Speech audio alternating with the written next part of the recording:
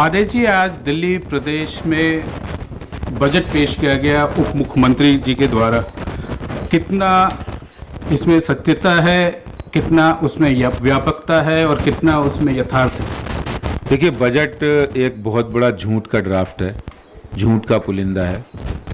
क्योंकि बजट जब आपने इस पहले पेश किया था, वो वादे अभी तक पूरे नहीं हुए और पिछली बार के 3700 करोड़ से ज़्यादा रुपया अनयूटिलाइज्ड वापस हो रहा है।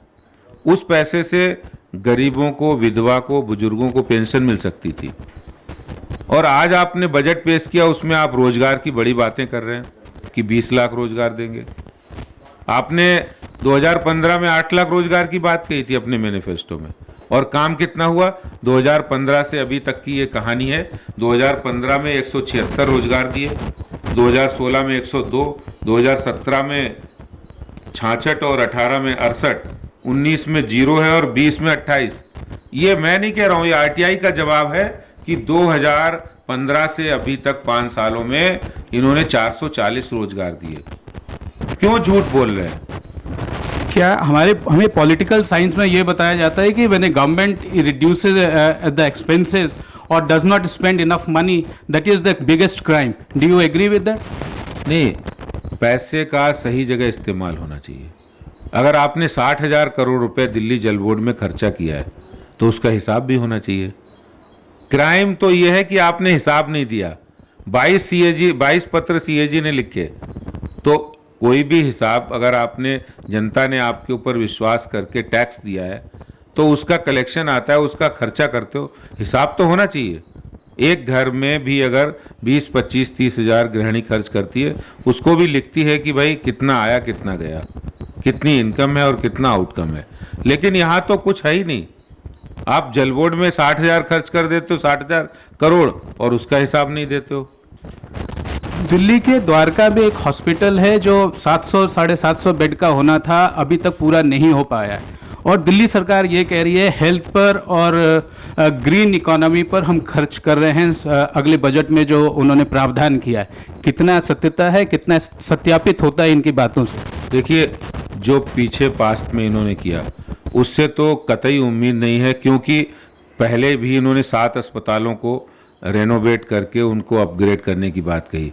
उन्हीं में से एक बड़ा अस्पताल द्वारका में जिसका आप जिक्र कर रहे हैं। लेकिन कोरोना जैसे क्रूशियल पीरियड में भी उस अस्पताल में काम नहीं हुआ। ये दुर्भाग्यपूर्ण है। दिल्ली सरकार पिछले 7 वर्षों में हेल्थ की व्यवस्था में बिल्कुल फेल साबित हुई है। अगर वो अच्छी हेल्थ व्यवस्था करते तो कोरोना में दिल्ली वालों को इतनी दिक्कत को सामना नहीं करना पड़ता।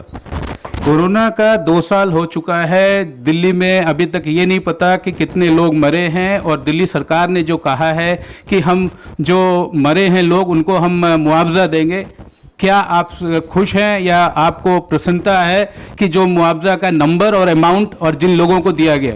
देखिए, इन्होंने कोरोना वॉरियर्स को 1 करोड़ रुपए देने की बात की। उसमें जितना डिस्क्रिमिनेशन दिल्ली सरकार ने किया, इतिहास में किसी सरकार ने नहीं किया। इन्होंने एमसीडी कर्मियों को नहीं दिया, डॉक्टरों को नहीं दिया, पिक एंड चूज किया। और इन्होंने जहां हजारों लोगों की मृत्यु हुई, वहां पर सिर्फ गिनती के 10, 12, 15 लोगों को इन्होंने कोरोना वॉरियर्स के पैसे दिए। और ये सरासर गलत है, क्योंकि दिल्ली सरकार ने एक सरकार के नाते सबको समान रूप से देखना चाहिए। जो आपने कोरोना वॉरियर्स को मुआवजा देने की बात की थी, वो दिए नहीं पूरे। एक आखिरी सवाल जो पंजाब से रिलेटेड है। पंजाब सरकार ने कहा, पहले इलेक्शन के दौरान कहा कि हम केंद्र सरकार से एक भी पैसे नहीं लेंगे।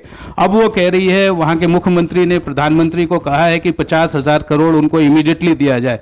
क्या ये आम आदमी पार्टी का एक चेहरा समझ आता है, या उनका रुझान समझ आता है, या उनका एक प्रोपेगेंडा समझ आ रहा है? देखिए, इनकी हमेशा खुद नहीं काम करके दूसरे की ऊपर डालना।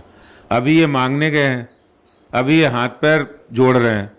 एक तरफ इनके मुख्यमंत्री और मुखिया दिल्ली में ये कह रहे हैं कि वो प्रधानमंत्री 7 सालों में एक कश्मीर फाइल फिल्म के डायरेक्टर के पास जाना पड़ रहा है। अरे तुम ये बताओ, तुम यहाँ कश्मीर फाइल फिल्म को टैक्स फ्री क्यों नहीं कर रहे? और पंजाब के मुख्यमंत्री आज मांग रहे हैं कल को ये कहेंगे, ये कहने की तैयारी है कि हमें आपने केंद्र ने कुछ नहीं दिया इसलिए पंजाब में कुछ काम नहीं हो पाया, क्योंकि उनकी शुरुआत से नीयत खराब है। जैसे दिल्ली में वो प्रोपेगेंडा करते थे वैसे पंजाब में करेंगे।